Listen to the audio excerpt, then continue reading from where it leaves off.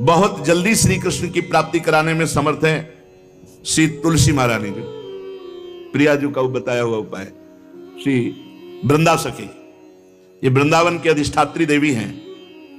ये वृंदावन की पूरी व्यवस्था को देखती हैं। प्यारे जो के नित्य केली की व्यवस्था करती हैं और इनकी कृपा के बिना कोई वृंदावन में प्रवेश नहीं कर सकता। ये हमारी प्यारी जो की प्रिय सखी वृंदा सखी श्री तुलसी महारानी जी।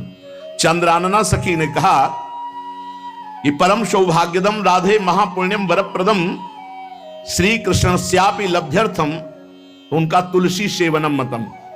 मेरे मत में यदि तुलसी जी की सेवा की जाए, तुलसी जी का यदि स्पर्श हो जाता है, तुलसी जी का नाम कीर्तन किया जाता है, तुलसी जी को प्रणाम किया जाता है, तुलसी जी का वृक्ष लगाया जाता है, तुलसी जी को जल अर्पित किया जाता है और तुलसी दल से नित्य भगवत सेवा की जाए, तो बहुत जल्दी श्री कृष्ण प्रसन्न हो जाते हैं।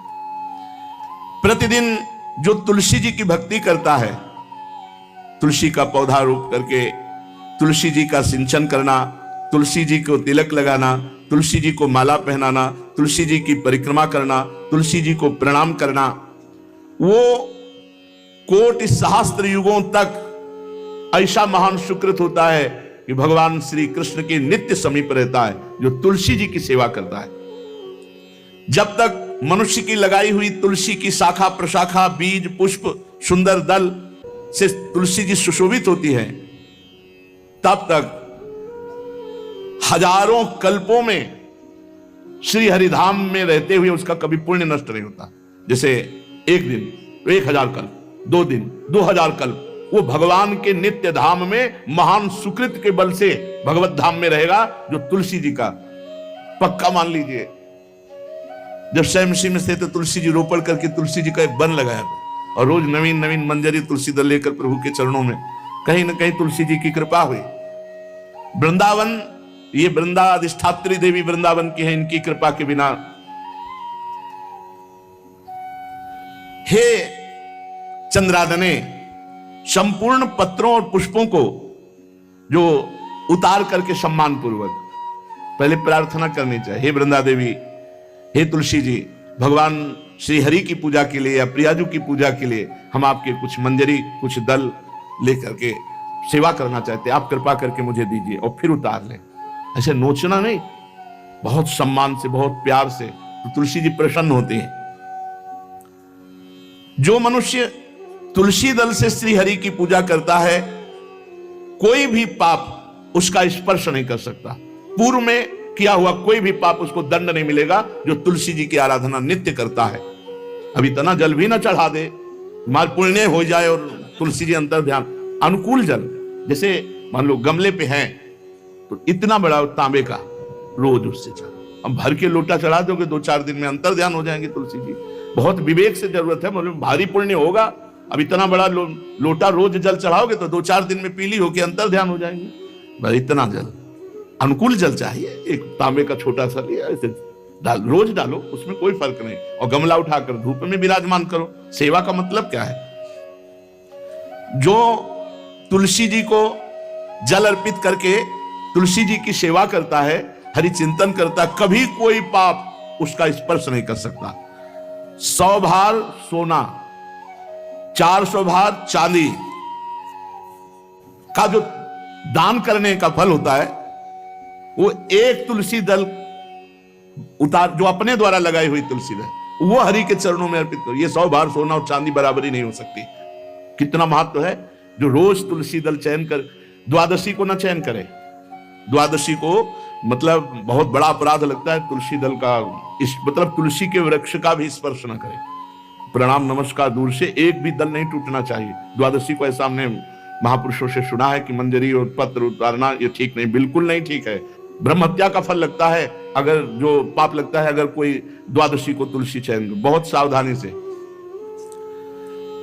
जिसके घर में तुलसी का बगीचा होता है, कई पौधे होते हैं, उसको कहीं तीर्थ जाने की जरूरत नहीं, उसका घर तीर्थ है जिसके घर में तुलसी के पौधे हैं। और यमराज कभी उस घर में किसी भी मरने वाले को लेने नहीं आएंगे जिसके घर में तुलसी। लगा लो भैया तुलसी लगा लो घर में, काहे कोई यमराज को आने दोगे? सबके घर में तुलसी। कितना सुंदर पहले था।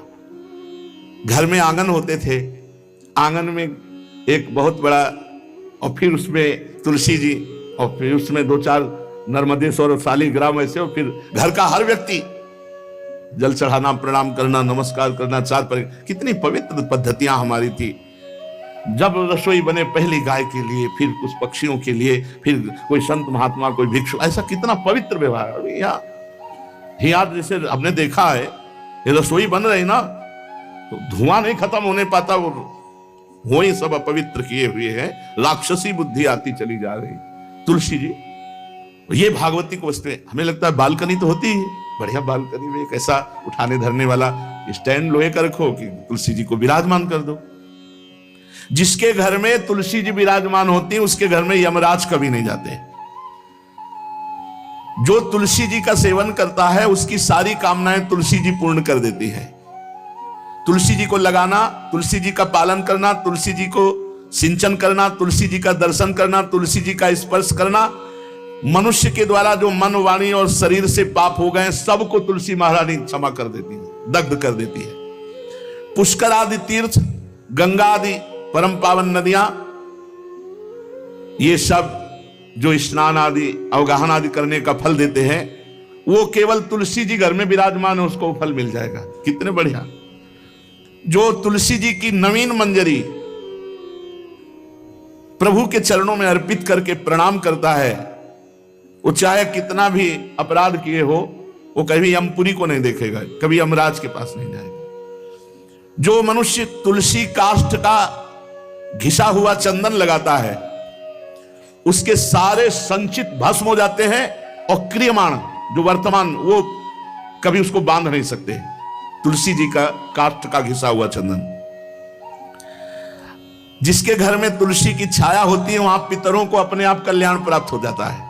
जो श्राद्ध करने से लाभ मिलता है पितरों को, घर में तुलसी लगा के, जो तुलसी की छाया, बड़ा वृक्ष, पितरों को तृप्ति मिलती है। चतुर्भुज ब्रह्मा जी सारंग धनवा श्री हरि के महामहिम स्वरूप की अनुभूति करने के लिए भी कहा है कि तुलसी जी का महान महात्म्य, अगर तुलसी जी का सेवन करे तो भगवान श्री हरि की महिमा को जान जाएगा।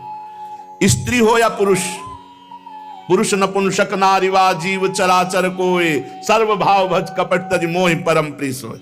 शरीर वर्दी है, हमारी पोशाक है, हम सब एक हैं, आत्मस्वरूप है, कुछ अलग नहीं है। शरीर केवल पांच भौतिक है तो सबका पांच भौतिक है, उसमें चिन्ह है स्त्री पुरुष के, बस। इसके लिए भगवान की आराधना निषेध थोड़ी है। जो स्त्री या पुरुष श्री तुलसी जी के काष्ठ के मन के बना के, जैसे छोटी कंठी या बड़ी माला धारण करता है, श्री कृष्ण उसके बस में हो जाते हैं। यह है तुलसी जी की महिमा। परम सुहाग श्री कृष्ण मिल जाते हैं, और कौन सी भी हमें उपलब्धि चाहिए। हे गोप नंदिनी, तुलसी जी का सेवन करने से श्री कृष्ण वश में हो जाते हैं।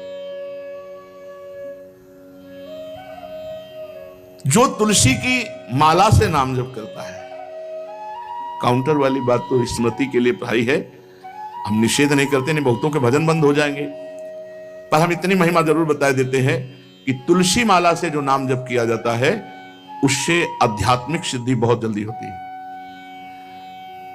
गुरुदेव भगवान कहते जो अंगुलियों से रगड़ होती है मन का से, उसमें आध्यात्मिक ऊर्जा शक्ति तुलसी माला से। प्लास्टिक पर भाई करो, निषेध नहीं कह रहे, बंद हो जाएगा वो भी राधा राधा कहना, वो हमें बंद नहीं करना। हम कह रहे हैं तुम जैसे बने वैसे करो, लेकिन माला का बहुत बड़ा प्रभाव है। तुलसी परम पवित्र भगवान श्री हरि की प्रिया, और उनके काष्ठ को जब हम ऐसे ऐसे नाम के साथ, तो विशेष ऊर्जा शक्ति, आध्यात्मिक शक्ति हमें जागृत होती है। हो सके जिनको ऐसा बन सके तो छोटी एक वो आती है सुमिरनी, उसको रख लो, अपनी जेब में रख लो, उससे करो। और नहीं है तो भैया तुम इसी से करो, नाम जप करो, भाव को भाव न खालसो, नाम जपत मंगल दिस दसो। सुंदर सुंदर तुलसी जी के वृक्षों के समीप बैठ करके जो अनुष्ठान किया जाए वो बहुत लाभदायक। श्रीमद् भागवत का, गोपाल सहस्त्र नाम का कोई भी पाठ तुलसी जी के समीप विराजमान करके किया जाए। आचार्य को बुला करके तुलसी पूजन करना चाहिए। विविध प्रकार के अनुष्ठान, अरे तभी तो सब मंगल होता है। पहले था, हमने देखा है, 4 बजे माताजी दरवाजे के सामने लीपती, रोज का काम। जो पुराने घरों में देहरी के आगे आके 4 बजे लीप करके वहां अपना चौक पूर के दीपक जला, क्या पवित्रताएं थी, क्या मंगल था। जब किसी को निमंत्रण दिया जाता था सबके पैर धोए जाते थे, सुंदर बिछौना बिछा करके और उसमें बैठकर पत्तल और रज के सकोरा कुल्हड़ ऐसे भोजन पाया। कितना पवित्रता, जो हमारी पूर्व पवित्रता थी, धोती कुर्ता चोटी पवित्रता। मान लो अगर बाहर जा रहे तो पैजामा कुर्ता, ऐसे बहुत पवित्र पोशाकें थी, पवित्र आचरण थे, पवित्र खान पान था। घर में जाओ तो एक पवित्रता, एक किसी भी घर में ऐसा नहीं था कि देव मूर्ति न विराजमान हो, किसी भी घर में ऐसा नहीं था तुलसी जी विराजमान न हो, 1-2 गाय जरूर होती थी, पवित्रता। अब तो बड़ा विचित्र, भारतीय गौएं जो श्वेत रंग की, जो अरुण रंग की, जो सींग वाली है, वो उनका आप दुग्ध देखिए, दूकर रख दीजिए, स्वर्णिम कांति छाई मिलेगी। ये हमारी भारतीय पद्धति है, हविष्यान्न, इससे देवताओं का, भगवान का, सबका अभिषेक पूजन होता है। शुद्ध गाय जो हमारी भारतीय है, तीला है उसके जैसे निकला हुआ, वो भगवान ने सेवा की है। हमारे गोविंद भगवान का नाम ही गोविंद, गौओं के इंद्र। भगवान सुबह से निकल जाते थे, शाम तक गौओं को चराते थे। बड़ा असत्य और सत्य का विवेक होने पर साधक को संसार की तरफ से वैराग्य होने लगता है और उसका भजन पुष्ट होने लगता है। और जहां भजन पुष्ट हुआ तो नित्य निरंतर अपने चित्त में भगवान वासुदेव को देखने लगता। चित्त के अधिष्ठात्र देवता भगवान श्री कृष्ण है, वासुदेव। जब चित्त शुद्ध हो जाता है, उसकी पहचान है, न कोई अपना लगता है न कोई पराया लगता है, सब भगवत स्वरूप लगते हैं, अपना पराये का भेद मिट जाता है। जब चित्त शुद्ध होता है तो किसी भी पदार्थ के भोगने की इच्छा उसमें नहीं रह जाती। जब चित्त शुद्ध होता है तो उसका अनुराग केवल परमात्मा और महात्मा में होता है, पूरे संसार में कहीं होता ही नहीं। ये चित्त शुद्धि का लक्षण है। चित्त शुद्धि का उपाय विवेक और निरंतर नाम जप। चित्त शुद्धि का लक्षण राग द्वेष का अभाव, ना कोई अपना ना कोई पराया, और किसी भी विषय भोगने की इच्छा ही नहीं, आसक्ति तो सिर्फ परमात्मा में या महात्मा में। ये राग द्वेष किसे कहते हैं महाराज? जिस मनुष्य के, जिस पदार्थ के, जिस स्थान की ऐसी आसक्ति हो जाए कि इसके बिना जिया नहीं जा रहा, उसे राग कहते हैं। जैसे मां में राग, पिता में राग, पत्नी में राग, पुत्र में राग, धन में राग, मकान में राग, शरीर में राग, बहुत समझना चाहिए हमारा राग हो गया, जिसका बार बार स्मरण आए और बार बार खिंचाव हो हृदय से। जो हमारे ध्यान पथ में प्रभु की शिवा और आ रहा है, वो सब राग का ही किया कराया खेल है। द्वेष, इसमें मूल राग है। जिससे राग होता है उसी से द्वेष होता है। राग नहीं होगा तो द्वेष होगा ही नहीं। जब वो हमारे प्रतिकूल चलने लगता है तो द्वेष हो जाता है। प्रतिकूल पदार्थ, प्रतिकूल वस्तु, प्रतिकूल व्यक्ति, तो हमारा द्वेष हो जाता है। यही राग द्वेष जीव के जन्म मरण की श्रृंखला है और इसका मूल कारण देहाभिमान, अहंकार है। महाराज, साधक को समय किस प्रकार बिताना चाहिए? सबके लिए एक जैसा उपदेश नहीं होगा। पूज्य बाबा बोल रहे हैं, जो गुरु के पास रहते हैं उनको सब समय गुरु की सेवा में लगाकर भगवत स्मृति युक्त जीवन व्यतीत करना चाहिए। और जिनको गुरु का सानिध्य नहीं मिला उनको भजन में अधिक समय लगाना चाहिए। यदि गुरुदेव सेवा के लिए आदेश करें, वही सबसे बड़ा भजन है। यदि वो कह रहे हैं कि बैठकर भजन करो, तो अधिक समय भजन में लगाना चाहिए। अगर गुरुदेव सेवा, तो फिर सेवा ही भजन है। जो गृहस्थ हैं उनको अपनी गृहस्थी के कार्य को गुरु सेवा, भगवत सेवा मानकर करना चाहिए। यदि गुरु जी कुछ स्वीकार करते हैं तो ठीक है, नहीं सर्वस्व गुरु का है, ऐसी भावना करनी चाहिए। विरक्त उपासक को गुरु की अधीनता स्वीकार करनी चाहिए। गुरु की अधीनता से अपने आप सारे पाप, द्वेष, दोष, राग सब नष्ट हो जाता है। सबको यह तो ध्यान रखना है कि भगवती जो हमारी परम करुणामयी स्मृति स्वरूपा है, वो हमारे दिमाग में छाई रहे। महान तेजोमयी निकुंज देवी श्री स्वामिनी महामहिमामयी महारानी लाडली जो भगवती स्मृति ऐसी कृपा करें कि ये हमारी स्मृति में ही बस जाए, कभी स्मृति से दूर ना हो, चाहे हम सेवा परायण हो या एकांत बैठे हो। महाराज भगवान तो हमें दिखते नहीं, तो उनसे प्यार कैसे हो, उनकी शरण कैसे हो? भगवान तुम्हें दिखते नहीं, बड़े आश्चर्य की बात है, ये सब भगवान ही तो है। पूज्य बाबा अब उनकी ब्रह्ममयी दृष्टि है। चलो भगवान नहीं दिखते तो भगवान का नाम, भगवान की महिमा, भगवान के भक्त ये तो दिख रहे हैं, आप इनकी बात मानो, नाम जप करो, भगवान की लीला गुण गाओ, जैसे आदेश होता है वैसे सिद्धांत से चलो, भगवान दिखाई देने लगेंगे। जब तुम्हारे हृदय में शांति, आनंद, किसी के प्रति कोई भी द्वेष नहीं, तो जान लो अब भगवान प्रकाशित होने वाले हैं हृदय में। आनंद भगवान का स्वरूप है, शांति भगवान का, शांताकारम, जो आनंद सिंधु सुख राशि। जो भगवान को देखा नहीं और भगवान की शरण होकर नाम जप करते हैं, भगवान बहुत रीझ जाते हैं उनसे, वो तो देख ही रहे ना। महाराज जी आप बार बार भजन की बात करते हैं, भजन में तो नींद आ जाती है, फिर क्या करें? माला छूट जाती है भजन में। ऐसे बैठे रहो, प्रपंच सोचते रहो, नींद नहीं आएगी। 3 घंटा फिल्म देखते रहो, नींद नहीं आएगी। पता नहीं कैसा तमोगुण का प्रभाव है। बाबा कहते हैं कि जब नाम जप करने में नींद आने लगे तो जोर जोर से कीर्तन करने लगो। ये एकांत में करना चाहिए, सामूहिक जहां वास हो वहां नहीं करना चाहिए। नहीं पता चले कल मंजीरा लेके 12 बजे से शुरू हो गए तो साधक जो दिनचर्या में है उनको परेशान, मान लो बगल वाले कमरा वाला ध्यान साधक कर रहा है तो फिर आपका अपराध बन जाएगा। यदि आप मंजीरा लेके कीर्तन कर रहे हैं और उसके ध्यान में विक्षेप हो रहा तो अपराध बन जाएगा। इसलिए जो भी साधना करो वो ऐसी करो कि दूसरे साधकों को विक्षेप ना पड़े, अपने कमरे के बाहर आवाज ना जाए।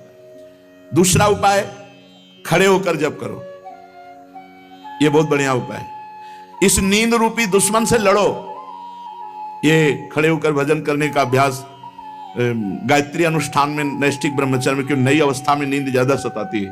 तो झोपड़ी थी तो खड़े होकर ऐसे झोपड़ी का ऊपर एक रस्सी ऐसे डाल लिए थे और ऐसे पकड़ लेते, कभी एक पैर के बल खड़े हैं, कभी बाएं पैर, फिर उठा लिया दाएं पैर, और मंत्र में एकाग्रता पूरी जपते हुए बहुत अच्छा लगता। 5-5, 6-6 घंटे, क्योंकि गायत्री का 24 लाख गायत्री का एक पुरस्चरण होता है। भक्त को चाहिए किसी भी स्थिति में भजन के समय में नींद ना आने पावे। बहुत लड़ना पड़ता है, नींद से बहुत लड़ना पड़ता है, एकदम गुस्सा जाते हैं। जैसे बड़ी सावधानी से जप रहे, पता नहीं कब गोल हो गए, माला छूट गया। जब देखा माला छूट गया तो एकदम गुस्सा, अब पूरा माला गया, अब फिर एक से शुरू करना पड़ा। जैसे मान लो आप 99 मनका पे पहुंच चुके हैं और आपका छूट गया तो अनुष्ठान में नहीं माना जाएगा, फिर वहीं से शुरू करो एक से। ये नहीं कि कहीं से भी पकड़ लो, ऐसे शुरू करो, ऐसा नहीं। जब अनुष्ठान किया जाता है तो अगर जितने पे छूटा, अब ये काउंटर दिखाने थोड़ी चलो, काउंटर आज चला है काउंटर में क्या है कि जितना करो उतना छोड़ दो। हमने गुरुदेव भगवान से, ये तो अभी कुछ समय से चला है, ये तो दिखाई नहीं दिया, पहले कभी दिखाई नहीं दिया, अब तो नई रचना है। नहीं तो छोटा माला वो हाँ सुमेरनी जिसे, और बड़ा माला, ये 2 ही थे तो चलाने के लिए। अब ये काउंटर भगवान की कलयुग महाराज की कृपा से आ गया है कि चलो माला नहीं तो इसको अपना माला से लोगों को शर्म भी लगती है, पूरा माला डाले ऐसे, बोले भगत बनता, इसमें अंगूठी की तरह पहने अपना। बढ़िया है, बढ़िया है, बहुत बढ़िया है। किसी तरह भगवत स्मृति, भगवान नाम जप हो रहा है बहुत, पर इसमें यह सुविधा है कि 50 में छोड़ दिया, छोड़ दिया। माला में नहीं छोड़ सकते। यदि अनुष्ठान चल रहा है तो आप बोल नहीं सकते, छोड़ नहीं सकते। मान लो आप 107 में पहुंच गए और आपने छोड़ दिया तो नहीं माना जाएगा, फिर एक से शुरू करो। अब जैसे आप माला जप रहे हैं गुरु मंत्र की, तो बीच में गुरु मंत्र की माला जपते हुए बोलना नहीं है। जो जैसे 11 माला का अनुष्ठान दिया गया उसमें बोलना नहीं। अगर बोला तो जहां से बोला वो फिर वहां से कैंसिल, फिर वहां से शुरू करो। या फिर उसकी पद्धति है, उस माला को ऐसे करके निकाल के मन का रखो, आचमन करो, भगवान से प्रार्थना करो, अत्यंत आवश्यक होने पर बात करो, फिर प्रणाम करो, फिर उसके नीचे वाली मनका से, जहां से रखा है नीचे वाली मनका से शुरू कर दो। ऐसे नहीं कि ऐसे खड़े बात कर रहे हैं फिर घुमा रहे हैं, तो क्या फर्क पड़ता है? दिमाग में क्या फर्क पड़ता है? कौन सा परिवर्तन हो रहा है? जो हमारी वैदिक सिद्धांत पद्धति है उसी से लाभ प्राप्त होता है। महाराज, जो नींद है उससे लड़ना पड़ता है। भजन करना बहुत ऊंची बात है, इसलिए हमको खड़े हो जाना पड़े, टहलना पड़े, हमें नाम जप करना, हमें मंत्र जप करना। उस समय नींद नहीं आनी चाहिए। अभ्यास बहुत बड़ी ताकत होती है। आंख मूंद के ठीक लक्ष्य पे गोली मार दे जिसका अभ्यास है, और अपने अभ्यास नहीं किए तो कुछ नहीं होने वाला। अभ्यास योग युक्तेन चेतसा नान्यगामिना। आज भी वही दिनचर्या है जो बाल्यावस्था से गुरुजनों ने सिखाई थी, वैसी दिनचर्या।